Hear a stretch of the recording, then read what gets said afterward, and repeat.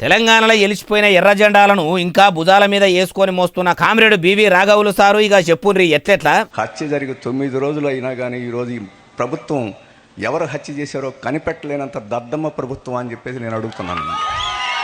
ఆయన అట్లా అనేవరకల్లా ఇక స్టేజీ కింద ఉన్నోళ్ళు సీటీలు కొట్టుడు, కీకెలు, పెడబొబ్బలు వెట్టుడు సురువు చేసిర్రు. మరి ఎవరిను చంపినరు? ఆ చంపినోళ్ళు ఎవరంటే అసలైతే ఖమ్మం జిల్లాల ఉప ముఖ్యమంత్రి పైసల మంత్రి మల్లుబట్టి విక్రమార్క సారు ఎమ్మెల్యేగిరి ఎలుగబెడుతున్న మదిర నియోజకవర్గంలో సిపిఎం లీడర్ సామినేని రామారావు సార్ను కొందరు ఎవలో ఊరు పేరు ఎరకలేనోళ్ళు చంపేస్తే ఆయన్ను చంపినోళ్ళు ఎవలో కూడా ఇప్పటికి 9 దినాలు అవుతున్నా దొరకబట్టకపోవుడు ఏందని ఇగో ఇట్లా అనుకొచ్చిండు. పోలీస్ శాఖ వారు, హోంమంత్రి వీళ్ళందరూ చెప్తుంటారు దొంగల్ని గంటలోనే పట్టుకున్నాం, దోపిడీ చేసిన వాళ్ళని రోజులోనే పట్టుకున్నాం అని చెప్పేసి రోజు పేపర్లో చెప్తుంటాను. మరి 9 రోజులైనా ఏం చేస్తున్నారు? ఈ ప్రభుత్వం ఏం చేస్తుంది? బట్టి విక్రమార్క గారు ఏం చేస్తున్నారు? CM, home minister, chief minister గారు ఏం చేస్తున్నారు?